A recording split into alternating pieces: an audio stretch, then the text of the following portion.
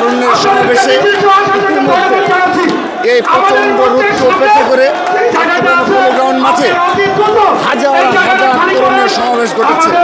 আমরা এই তারুণ্যের সমাবেশের মাধ্যমে স্পষ্ট বার্তা দেব, আগামীর বাংলা যেভাবে বিগত 15.5 বছর ছাত্রদল, যুবদল, স্বেচ্ছাসেবক দল বাংলাদেশের আপামর তরুণদেরকে নিয়ে